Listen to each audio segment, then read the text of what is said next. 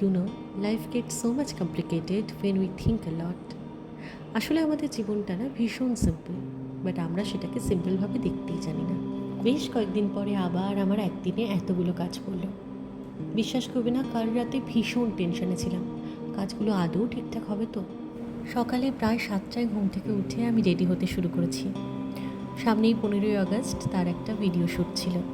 এটা একটা story based music video shoot ছিল, পোস্ট হলে তোমরা দেখে জানিও।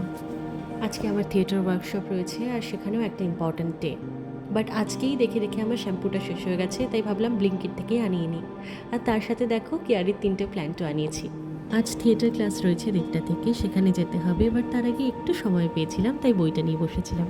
আমার সকালবেলা ঘুম থেকে উঠেই জানলা দরজা খুলে বই হাতে নিয়ে বসতে ভীষণ ভালো লাগে, কিন্তু এখনের যা ওয়েদার, বই পড়তে পড়তে দেখি মুষলধারে বৃষ্টি নেমেছে।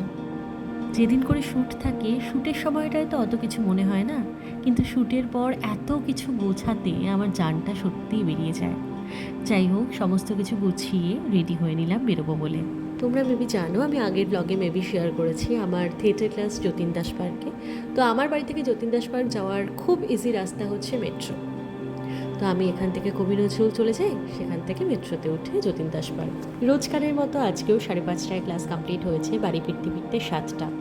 এসে রেডি হয়ে বেরিয়ে পড়েছিলাম মায়ের সাথে। আমাদের একদম সামনেই একটা ক্যাফে হয়েছে, নতুন খুলেছে, ক্যাফে সাবারবিয়া। আমার মা সত্যি বলতে বাইরের খাবার একদমই পছন্দ করে না, আর কোথাও খেতে যেতে তো একদমই নয়, বাট তাও জোর করে নিয়ে গেছিলাম।